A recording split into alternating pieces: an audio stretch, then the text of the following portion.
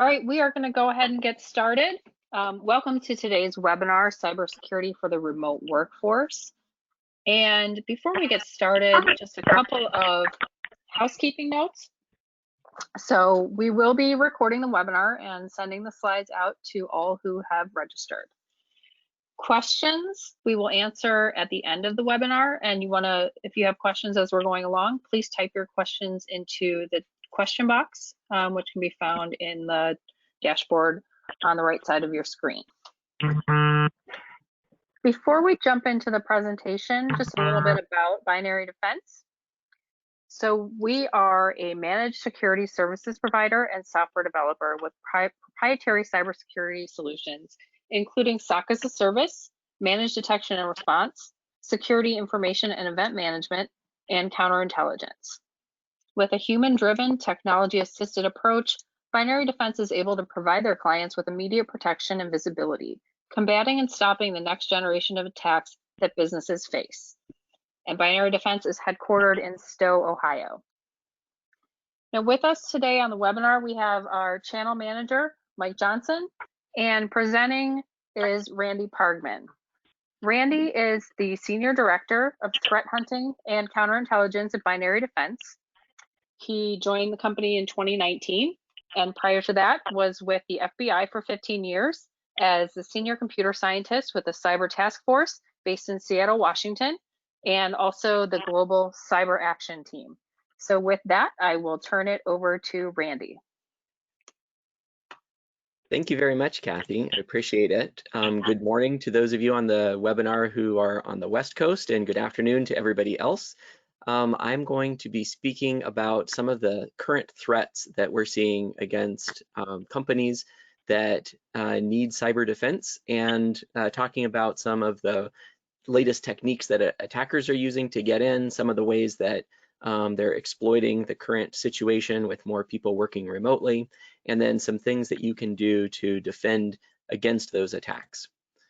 First of all, I'd like to talk a little bit about the adversary. It's really important to understand who is behind these attacks and what they might want from your business, why they would even attack you.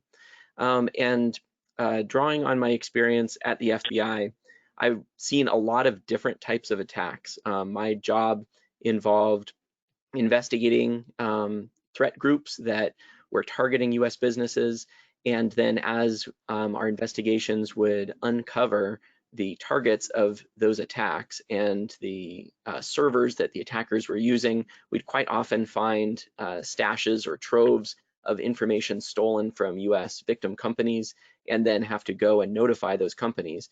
In many cases, the companies were not even aware of what had happened. They didn't know that an intruder had been in their network with control of their computers for weeks or many times for months, and they were very surprised to learn that their information was going out the door. In the most recent cases that I've worked on at Binary Defense, there have been a real high occurrences of ransomware.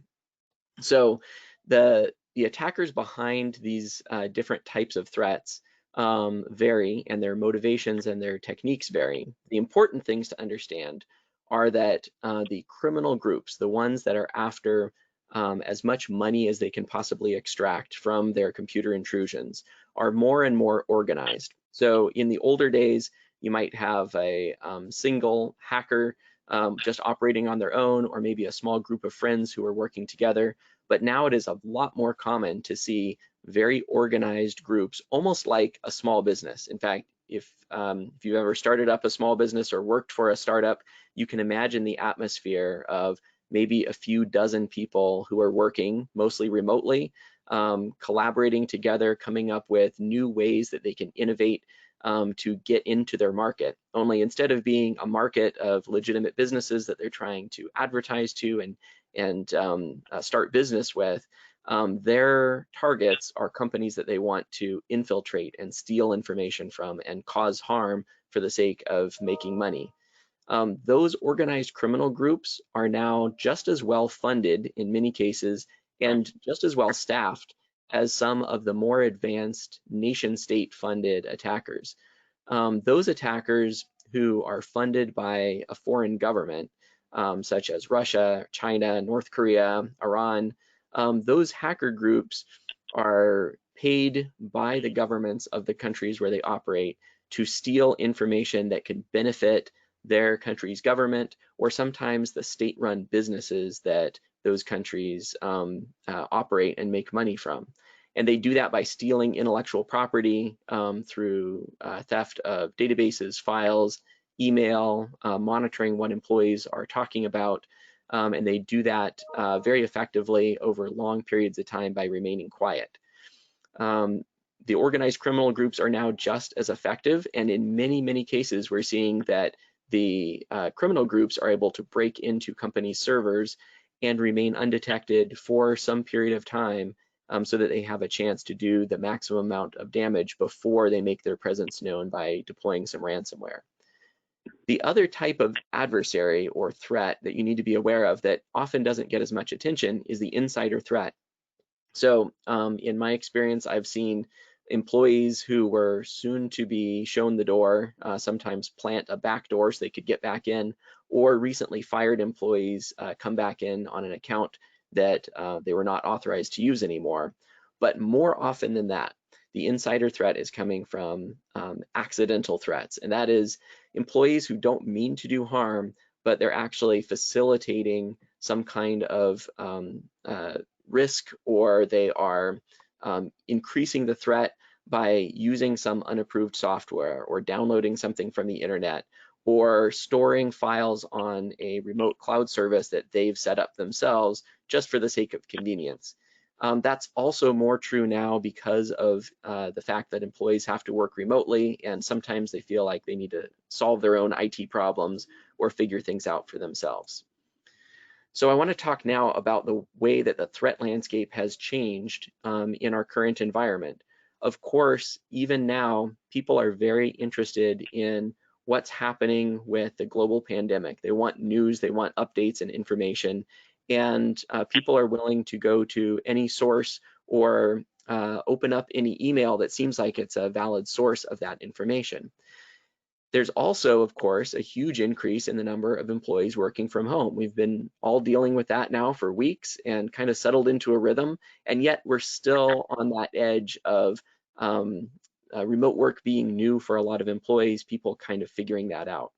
As a result of that, many companies had to very quickly set up remote access facilities, ways for employees to access their computers. And as we look at the number of computers that are directly connected to the internet, using publicly available scanning solutions, security researchers, including people at Binary Defense, and the attackers are able to see all these new systems pop up online that didn't used to be there.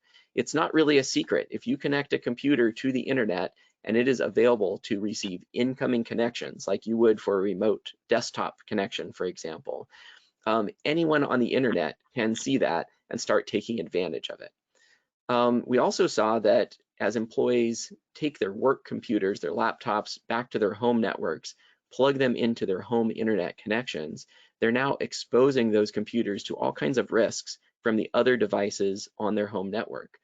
So as we study the proliferation of malware, and particularly botnets, we can see that a huge number of victimized computers are coming from people's home internet connections. That's because there's really no IT staff or security team to scan those computers. A lot of people are running older computers, not patched or up to date, or maybe not even having antivirus software or any kind of security solution at all. That's okay on your home computer, but the fact of the matter is that those computers get compromised all the time. And we can see that because as we study the botnets, we see how many of those infected machines are coming from IP addresses that are clearly home connections. Those pieces of malware that we study at Binary Defense and at many other security companies, we see that that malware scans the local area network and it tries to log in to other computers. So if you take that work computer home, plug it into the same network, and there's no segmentation, there's no separation at all between that work laptop and all of the devices on the home network, that malware that exists on all those home devices can easily scan and try to infect the work computer as well. We also saw that as new remote access facilities were put into place very quickly, attackers took advantage of that, pretending to be employees and requesting access to the remote desktop, or sending information to the employees that looked like it came from the company's IT systems or the IT team, instructing them to install this new software to enable the remote access, when in fact it was really malware that would take control of their computers. So what we saw as far as the attacker response, attackers were very quick to take advantage of the global situation, and not surprisingly, they're still doing it because it's been effective. So we've seen and continue to see on a daily basis new domain names being registered with names that have coronavirus or COVID-19 as part of them. And then we've analyzed a lot of malware that's come through that is in files that usually Word documents or Excel files that are named something having to do with COVID or coronavirus. And the names of the files look very enticing, like, you know, this was something that you need to open up and fill out if you want to get paid for your remote work. Or in some cases, the attackers even said, you know, as a result of company downsizing, we're reevaluating your position at this company. You need to fill out this form right away in order to be evaluated. And of course, if you are a remote employee, you see that, you're going to want to open those things up right away if you're for your job or your livelihood or your health. Those are all fears that attackers try to play on. That's not unusual. We see attackers constantly taking advantage of whatever is in the news, whatever is going to get people's attention, get them to make a quick snap decision to open up a file, and that's how they get in. We also saw that attackers were focusing on compromising remote access systems. So one of the things that we see very frequently stolen, and also our counterintelligence team and intelligence operations team, as we're surveying the dark side of the internet, the criminal forums, and the things that attackers are advertising for sale, we see that passwords are very often stolen from computers and then resold.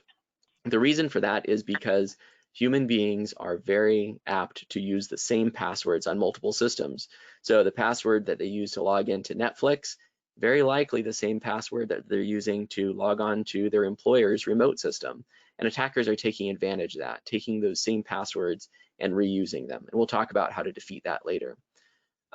We also saw that ransomware, a threat that has been very prominent and on the rise for a while, took a huge spike during the global pandemic. And that could be for a number of different reasons, but I think my judgment is that the attackers saw opportunity in other people's misfortune to try to hold files for ransom.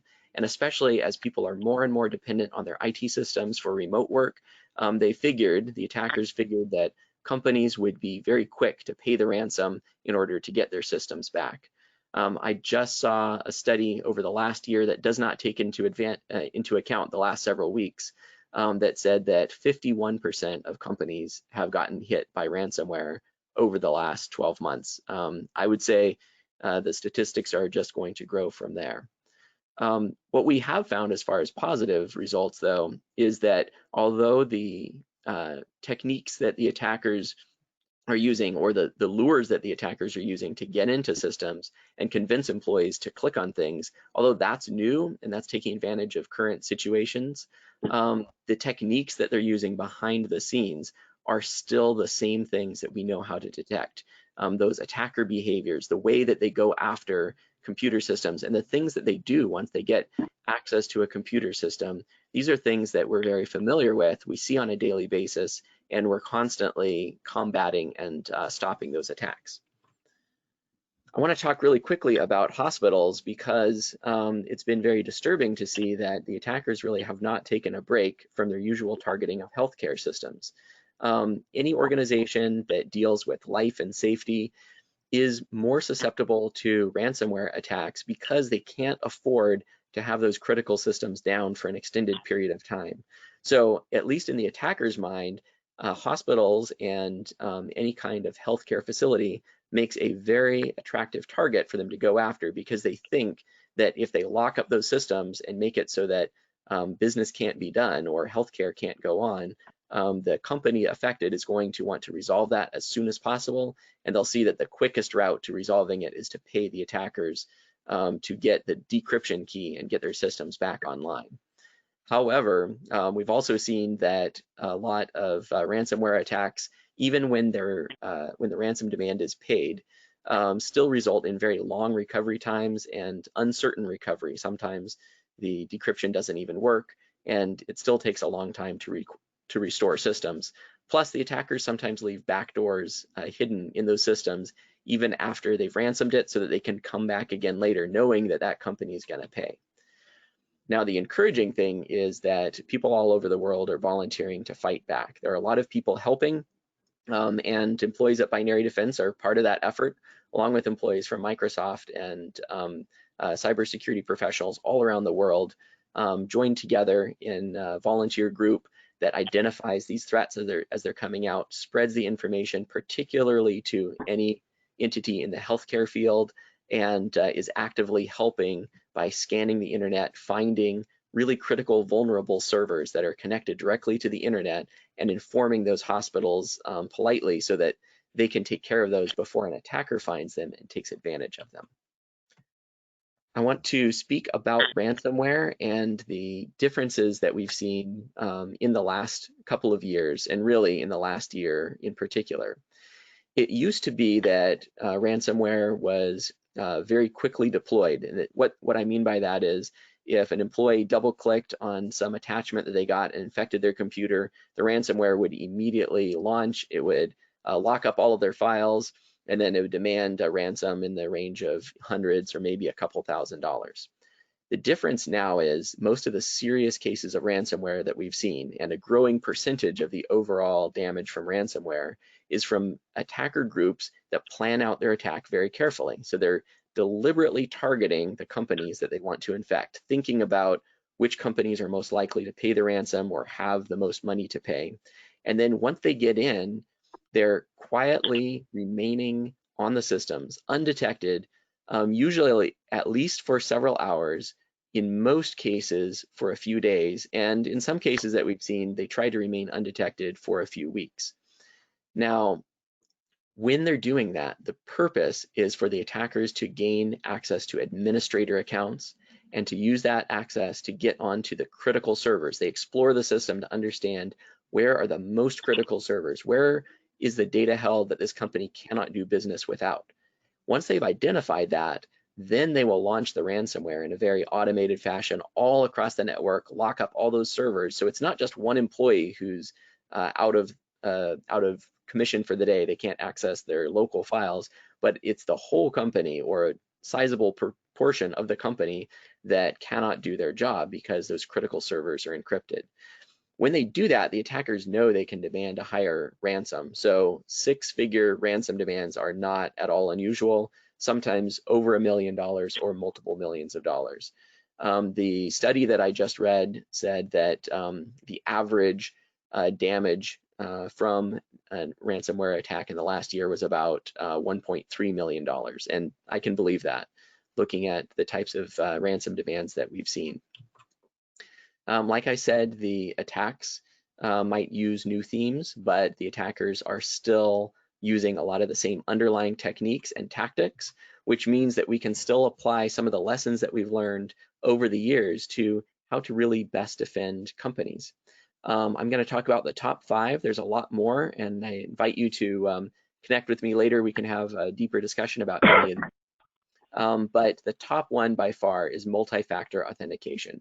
What that means is that we know attackers are stealing passwords. We know that employees pick bad passwords and reuse passwords. It's really hard to combat that. But what we can do is make it so that a password alone is not sufficient to break in and cause all this damage at your company. What we can do is make sure that if somebody wants to log in remotely to a critical system, not only do they need their password, but they also need a code that's generated by an authenticator app on their mobile device, or a hardware token that generates a one-time code. Those are very effective, and they make the attacker's job so much harder to get into that system. We also know that just behind that, one of the most effective ways to defend a network is through endpoint detection and visibility. That means knowing what is happening on all those workstations and servers and having that information as far as what programs are running, what command lines were entered, what network addresses are those programs communicating with. All of that information should be going to a security operations center and monitored 24 hours a day. That coverage around the clock is extremely important because in many of the ransomware cases and the real major attacks by sophisticated threat groups that we've seen, the attack is happening on the evening of Friday or just before a holiday weekend or in the middle of the night. All of these attacks are taking advantage of the fact that they think nobody's going to be watching. So having coverage around the clock so that you can respond to these quickly before the attackers spread throughout your entire network is absolutely crucial.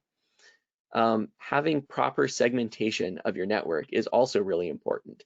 We've seen that in almost every case the attackers have gotten in, they land on an employee's workstation or they'll land on a server that faces the internet that has some vulnerability, one of those two. It's really important that the attacker should not be able to take whatever they steal, whatever user account they can steal from that one system that they've landed on, like Joe in accounting, and all of a sudden have access to the entire network. Segmenting the network so that the attackers are not able to jump to all these critical servers directly from the workstation, that's a very powerful and effective defense as well. Also looking at your cloud services. Over half of the ransomware cases in the last year involved encrypting files that are stored on cloud service providers. So knowing how to set the security settings properly, configure those things so that they're not just accessible to the entire world, also very important. And then don't discount the importance of end user education and awareness. Like I said before, we see that these attackers are quite often succeeding in their attacks by going after employees, by fooling some employee into opening something that they shouldn't. So if employees are aware, if they know they're being targeted, if they know what to look for, and they don't just ignore those things, but they actually report them to your security team, that gives you the upper hand. The attacker almost always is going to try, at least 5, 10, a couple dozen employees. If just one of them recognizes the attack and lets you know about it, now you're forearmed with that information that you can use to hunt to see if any other employees have been targeted as well. I want to talk really quickly about the importance of endpoint visibility. Understanding what is going on the workstations and servers is the key to understanding if somebody is in your network already and stopping them before they do a lot of damage. Especially now with employees being remote, you don't have visibility over their network traffic anymore. The employees being outside of the company's perimeter, not on the corporate network, means you can't analyze what network information is going to and from those computers. So you need to have something on the endpoint, on the workstation that is running all the time, reporting the important security information to a security operations team that is always on duty and watching that. That is the most effective defense, and that's why Binary Defense has architected our solutions around that. The reason that I was most excited about coming to work for Binary Defense, coming from the FBI, I had a real strong sense of doing good and helping companies, and it felt good getting to tell a company that they had been breached and putting a stop to that, but it was also bad because the damage had already happened. I mean, every time I was going in to talk to a chief information security officer and show them their data that had been stolen, felt terrible for them because, I mean, although they put a stop to it then, the damage was already done. The great thing about Binary Defense is that watching the endpoints, watching what's going on, and being able to respond to communicate with a company security team to reach right out and isolate or contain a computer that is infected so that that attacker can't go throughout the company and do a massive amount of damage. That's a really good feeling. And working with a bunch of people who are passionate about that and who want the best for our clients and make sure that they never become victims, that's really great too. So that is really our approach, having real people, security operations center analysts who know what they're doing, know what to look for, understanding what the threats really are, keeping up to date with what techniques are the attackers using and constantly evolving our search techniques so that we discover those, and then really operating around the clock. We have analysts working in shifts 24 hours a day, every day of the week, so that it doesn't matter when the attackers choose to launch their attack, we are going to be there to detect it. We really do that through 3 different service offerings. We have managed endpoint detection and response, which is what I was talking about with the endpoint visibility. That's a program that's running on all of the systems, the workstations and servers, to report back up to a central server all of the critical information signals that then skilled analysts can look at and determine if there's something unusual going on, and then figure out if that represents a threat. We also offer managed SIM monitoring and tuning as well, security information and event management program. There's a lot of different ones out there. We support many of the industry's top recognized SIM platforms of lots of different companies, and we'll monitor those around the clock so that if they are indicating that an attack is happening, there's someone there to catch that, respond to it, and understand how to deal with it. And then our counterintelligence and intelligence operations teams are outward focused. We're looking at the criminal forums, what people are saying online, anything that's posted about our clients in particular, or threats to our clients, looking for mentions of attackers targeting those companies that we might be able to recognize. And then we'll notify our clients about that so they can be forewarned and forearmed to stop those attacks from happening before they even get off the ground. So we've got just a couple of minutes left. I'd love to take questions from the audience, or Mike, if you wanted to speak to any of this as well, you're welcome to come on too. Sure, can you hear me okay? Yes. Good.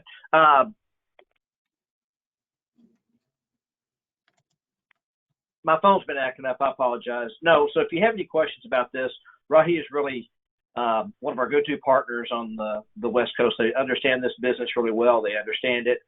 They're a great partner of ours, and certainly we can, any of this resonates with you, we can certainly work with them and do an in-depth demo on any of these products, or help take a look and work through a solution with you. So if you have any questions, reach out to your Rahi rep, and we can set something up. Thanks, Mike. Kathy, did we have any questions? Just one question that came in, and the question is, do you recommend paying a ransom? Okay, that is a great question, and that is a very difficult decision that companies have to make when they're faced with ransomware. So the inputs that you need in order to understand how to make that decision in the best possible way. Number one, about 56% of companies who recovered their data were able to do so without paying the ransom because they had good backups. So that is always the best way to go. Now, what we've seen is that attackers have recognized that, and what they're also doing is, if they've got enough time, they'll steal sensitive information and threaten to publish that as well. So if you're in that position where sensitive data has been stolen and it might be published, even if you have backups that you can restore from, you might be pressured into paying a ransom anyway. Now, Binary Defense does not recommend paying the ransom for a very important reason. Even though in most cases that we've seen, the attackers do supply a decryption key in order to decrypt your data based on that ransom payment. In most cases they do. In about 1% of the cases, the attackers just take the money and run and don't give you anything at all. But in most cases when they do, their program that decrypts your files doesn't always work properly. Sometimes it decrypts them, but it also corrupts the files. There's all kinds of fallout and still difficulty recovering using programs that the attackers have written. That's what you have to do basically. After you've paid them the ransom, you're going to have to run a program of the attacker's design on all your systems to restore those files. So that's sketchy and difficult, and you're still going to need to pay somebody to analyze if there's a hidden backdoor that the attackers could use to get back in. You're also encouraging the attackers to attack you again in many, many cases that we've seen, and also talking to our partners who provide cybersecurity insurance. In many cases that they've seen, the ransomware actors come back. They'll wait several months, and then they'll try again. And many times they get back in, and they're pretty much guaranteed, because they've dealt with you before, they know that you'll pay the ransom, they're going to try and get the same amount or more out of you again. So it's inviting more trouble. You might be just stuck between a rock and a hard place, that's the only thing you can do. Maybe you don't have any backups, but paying the ransom is very difficult.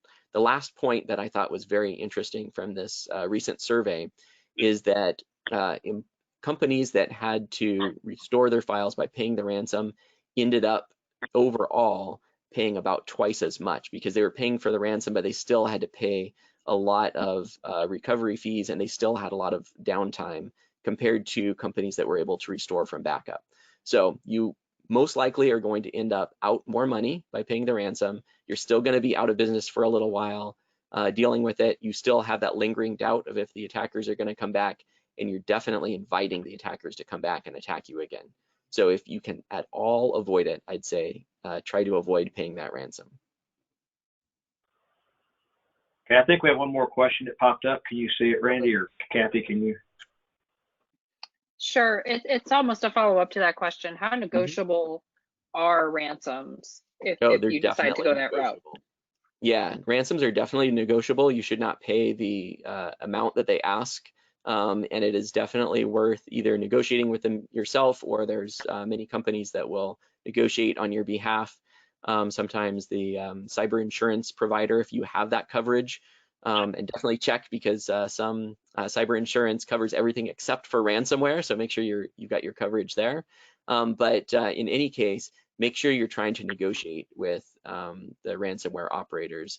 In most cases, they'll reduce it a little bit, but there's also a limit to how far they'll go. We've seen companies try to negotiate like, half, 50% payment. That very rarely goes well. The attackers know if you're negotiating at all, it's because you're willing to pay something, and so they'll, they really hold all the cards, they have all the leverage, so they get as much out of you as they think they possibly can.